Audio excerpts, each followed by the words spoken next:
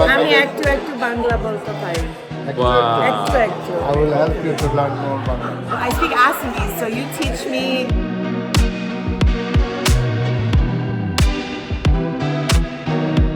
ধৈর্য, সাহস আর সংগ্রামের ভেতর দিয়ে গত অর্ধশতকে আমেরিকায় শক্ত ভিত গড়ে উঠেছে এশিয়ান আমেরিকানদের। অনেক ক্ষেত্রেই তাদের অবস্থান চালকের আসনে। নতুন প্রজন্মের শিক্ষার্থী বা উদ্যোক্তার জন্য তারা এখন প্রেরণা। বাণিজ্যিক অর্থনৈতিক সাফল্যই নয়, শুধু আজকের দিনে মিডিয়ার বিপুল প্রভাবের ভেতর মানসিক ও চেতনাগত শিক্ষার তাগিদ আসছে এশিয়ান আমেরিকান মিডিয়া বিশেষজ্ঞদের কাছ থেকে।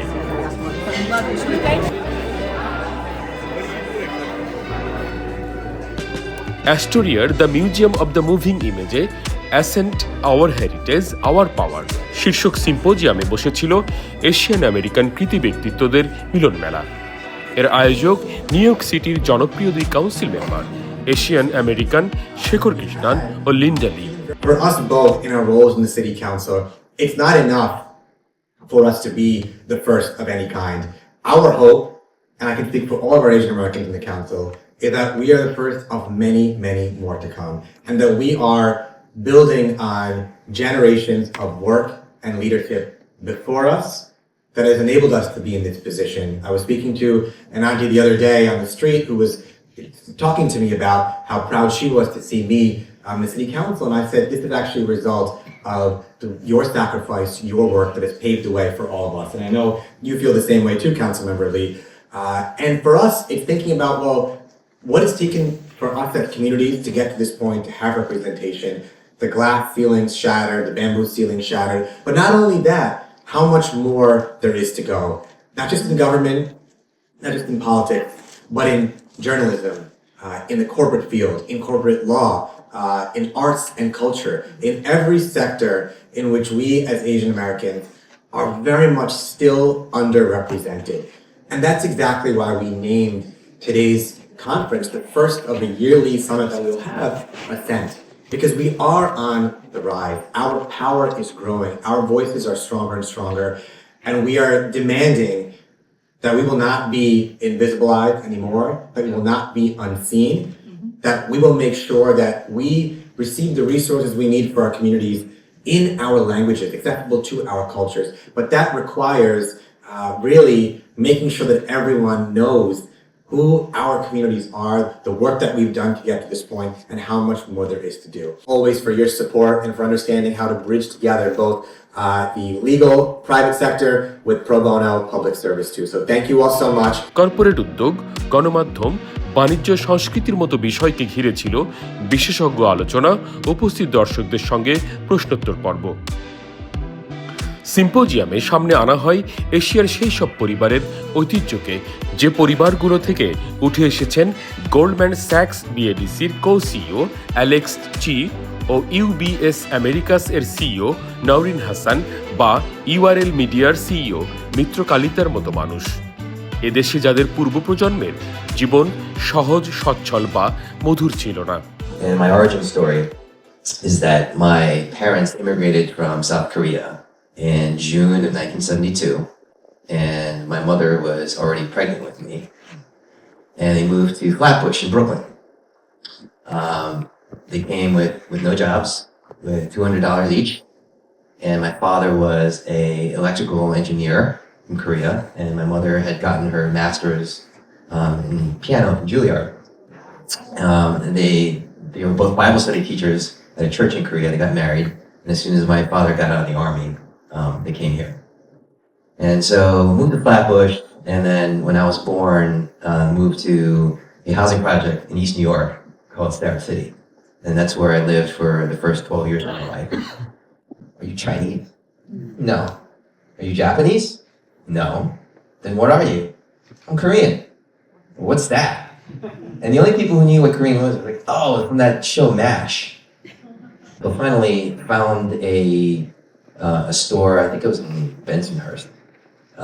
And there was a really nice Hasidic Jewish man who had a store that would fix TVs and radios. And said to my mother, if he can fix this TV, then he's got a job. So he got all excited. And then the man brought out this TV, except my father had never seen a color picture tube before. Is this at MIT?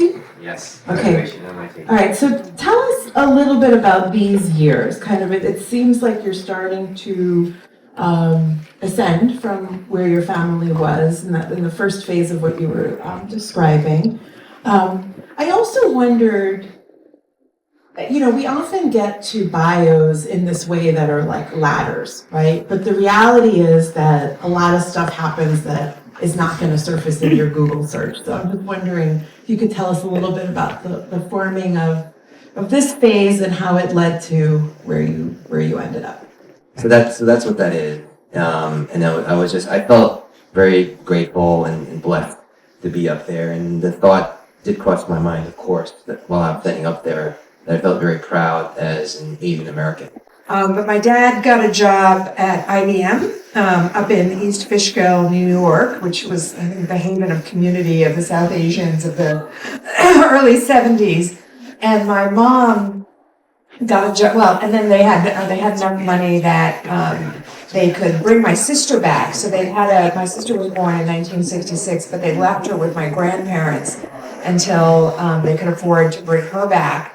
And so they brought her when she was 5, and they said, okay, well, now we have enough money to have a child. So there I arrived. My mom supplemented the income by working at Sears. And so the way we got family photos done was at Sears Portrait Studio. Anybody? Sears Portrait Studio. This is Sears Portrait Studio circa, 1975. And all my clothes growing up were Winnie the Pooh. I had a lot of Winnie the Pooh. Which became a problem. My dad got transferred when I was in junior high. Actually, my parents first sent me to live in India for a year and a half when I was 12 because they were worried I was becoming too American. And that's a whole different story. I only lasted a year and a half. I was too American. And it really was true. And we came back. We had lived in Tucson, Arizona. And so me and all my Winnie the Pooh clothes now show up, and my dad decided he had enough money, he was going to move to the nice part of Tucson. তারাই এখন প্রতিনিধিত্ব করছেন America তথা বিশ্বের সবচেয়ে সফল কয়েকটি প্রতিষ্ঠানের। এসব এশিয়ান আমেরিকানের কীর্তি এখন আমেরিকা বিনির্মাণে রাখছে অনেক বড় ভূমিকা। My advice would be, of course, it's really, really important to work hard and do a great job. But then once you have the opportunity, really, really, really capitalize on it and do everything you can to make the most of it and speak up and let people hear your voice. It's not just about just keeping your head down and working hard. You have to get out there and just make sure that everyone knows what you're doing and how great that you are. So that would be my advice to you. So it's really important to have mentors and sponsors in your life. I could not have gotten to where I am without sponsors and mentors. So go find those people who can give you some good advice and tell you when you're doing a good job, but also tell you when you're not doing a good job and ways you can improve. It's really, really important to have people in your life who can do that. My guidance is to believe in yourself, to dream big, and to have confidence in that you can do whatever you want, and also to take risks. Risks are so important to success, and the most successful people have taken a risk and believe in themselves. I think of my dad and my mom and the support that they gave me. It was crucial, right? Say what can you do, and I will help you and support you. And I mean, parents, even to this day, my mother, comes and takes care of my children when I have to go on business trips. Lifelong support, particularly I think from South Asian parents, is so critical. Currently, I'm working with New York State Senator Steve Rose as his director, Interfaith Outreach. And the reason I'm doing it because diversity, equity, and inclusion is so important right now that we need to work. We want people to recognize us, whether we are whatever background we are. But even if you're as a Muslim, or if you're a Hindu, or if you're a Christian, it doesn't matter. What matters most is, are we secure? Are we working together? Are we making best use of the resources in this country for ourselves, for our family, for our neighborhoods? And ultimately, it will get the benefit back home where we came from, because we want our sisters and brothers back home also to be happy. And the only way they can be happy is when we are strong here. And we need to make each other strong. এই সময়ে গণমাধ্যম মানুষের চেতনা ও ভাষা পাল্টে দিচ্ছে। পৃথিবীর সবচেয়ে বড় নগরে এ বিষয়ে ভাবনার কেন্দ্রেও এশিয়ান আমেরিকান সাংবাদিক। পিবিএস এর সঞ্চালক শ্রীনিভ হাসান, বাংলাদেশি আমেরিকান সাংবাদিক নারমিন চৌধুরী, এবিসি নিউজের জার্নালিস্ট সিফান কিম ও ভিভান লি। তারা সবাই অ্যামি অ্যাওয়ার্ড সহ সাংবাদিকতায় একাধিক কৃতিত্বপূর্ণ অ্যাওয়ার্ড বিজয়ী। তারাই কথা বলেছেন গণমাধ্যমের আজকের বিভিন্ন দিক নিয়ে। I left New York One with 4 other female anchors. We all left on the exact same day at the exact same time. And we have a lot of stories to share. Again, more than a century's worth of experience going through newsrooms across America, in my case across Canada, and there are a lot of broken rungs on the ladder that she climbed that nobody wants to talk about. Nobody wants. I just also want to add, just as a woman working in news, what Vivian and her colleagues had done in that moment was burst open this conversation that so many of us felt very bottled up and kind of not unwilling. We shared by ourselves, with one another, but it opened up a conversation and dialogue, and it put a lot of news directors and news rooms in check about behavior, about things that they would say to other women.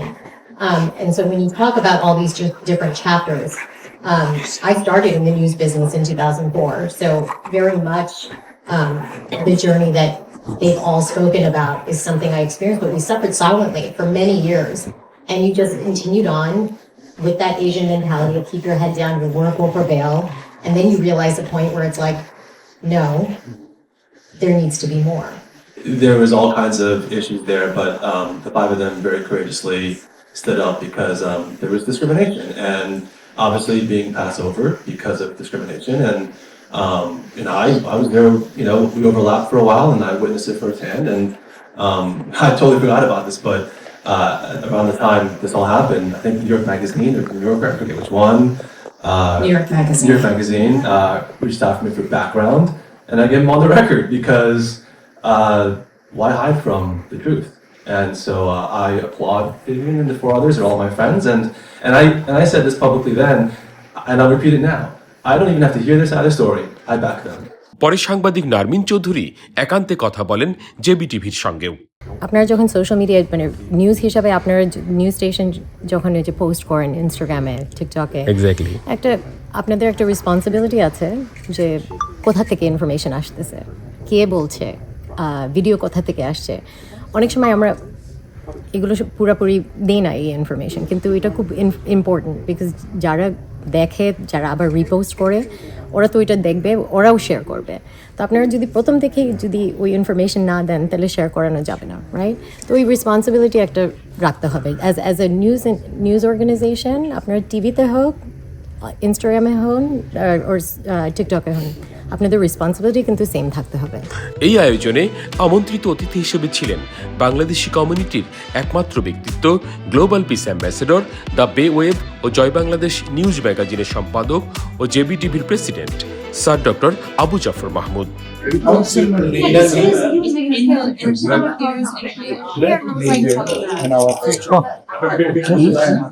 Shekhar Islam, my brother and our leader, these 2 prominent and promising councilmen, they represent our society and the community. And today they invited me and us. We come in here and we are benefiting having the access and conversation with the American greatest financial company and their CEO and co-CEO. We learn a lot, and now we become more confident on the knowledge of the mentoring and the future leadership. So we are grateful to them and grateful to our council. JBTV news, New York.